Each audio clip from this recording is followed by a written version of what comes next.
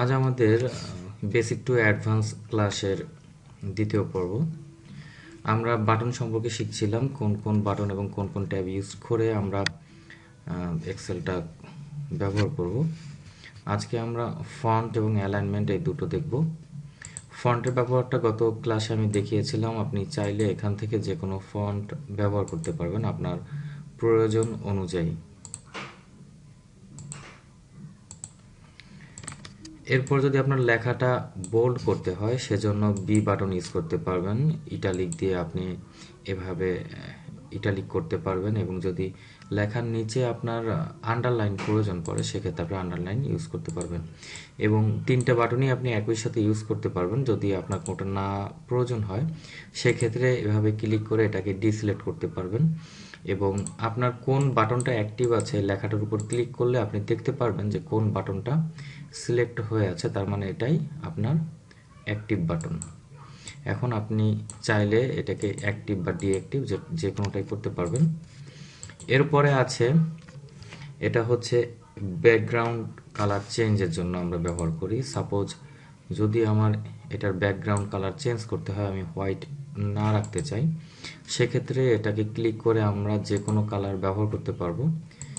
একই সাথে সবগুলো সেল বা সিঙ্গেল সিঙ্গেল সেলও আপনি কালার চেঞ্জ করতে পারবেন। এটা হচ্ছে ফন্ট কালার চেঞ্জ করার জন্য। ঠিক একইভাবে ব্যাকগ্রাউন্ড কালারের এটার মতো আপনি সিঙ্গেল সিঙ্গেল বা একই সাথে সবগুলো সেলের কালার বা লেখা আপনি পরিবর্তন করতে পারবেন।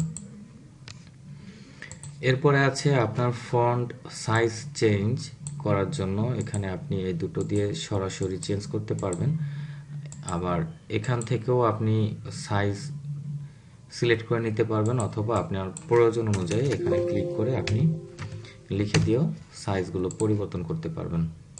এটা হচ্ছে আপনার ফন্ট এখানে। এবং দ্বিতীয়ত আছে এখানে আপনার বর্ডার চাইলে আপনি এখান থেকে উঠিয়ে দিতে চাইলে নো বর্ডার দিলে চলে যাবে, আবার অল বর্ডার প্রয়োজন হলে এটা আপনি আনতে পারবেন। এরপর যদি আপনার এই সেলটাকে ভাগ করতে হয় সেক্ষেত্রেও আপনার করার অপশন আছে মোর বর্ডার। এখানে গিয়ে আপনি যদি এখানে সিলেক্ট করে দেন ডিভাইডেড, দেখেন এখানে চলে আসছে। প্রসেসটা আমি আবার দেখাচ্ছি। এখানে ঠিক আপনাকে দেখানো আছে যে কোন কোন প্রসেসটা আপনার অ্যাক্টিভ আছে। আপনি এটাকে চাইলে অ্যাক্টিভ এবং ডিঅ্যাক্টিভ এখান থেকেও করতে পারবেন। মূলত আমি আপনাদেরকে সেই সব ট্যাব এবং বাটনের কাজই দেখাবো যেগুলো আমাদের সচরাচর এক্সেলের কাজ করতে গিয়ে সবসময় ব্যবহার করতে হয়। এরপরে আছে অ্যালাইনমেন্ট। এখান থেকে আমরা যে কোনো কিছু ডেটা টাইপ করার পরে অ্যালাইনমেন্ট সেট করতে হয়। এটা দিয়ে আমরা টপ, লেফট, রাইট, মিডল এভাবে আমরা যে কোনো দিকে অ্যালাইনমেন্ট সেট করতে পারি। তারপরে আছে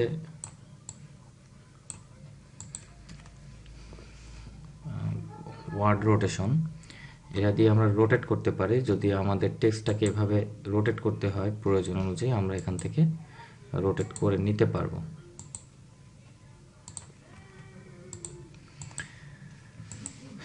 মার্জ সেল, এটা আমাদের প্রতিনিয়ত এক্সেলের কাজ করতে গিয়ে ব্যবহার করার প্রয়োজন পড়ে।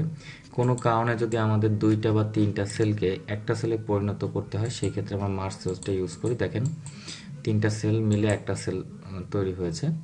আবার এটাকে যখন আমি ডিঅ্যাক্টিভ করে দেব তখন আবার সিঙ্গেল সেল তৈরি হয়ে গিয়েছে।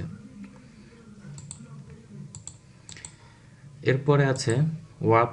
অনেক সময় দেখা যায় যে লেখাটা যখন অনেক বড় হয়ে যায় তখন এই সেলের মধ্যে আপনার এটার জায়গা হয় না। যেমন এটা ওয়ার্প করা আছে বিধায় এটা ভেঙে গেছে। যদি আমি ওয়ার্পটা উঠিয়ে দিই, দেখেন এটা সেলের বাইরে চলে গিয়েছে।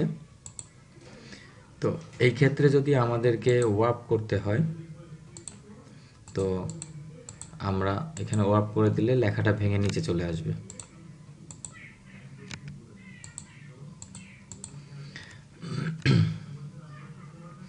মোটামুটি আজকের এই পর্যন্তই। আমরা পরের ক্লাসে আপনাদেরকে নাম্বার এবং স্টাইল, এই দুটো বাটনের কি কি কাজ আছে এগুলো আমরা দেখাবো।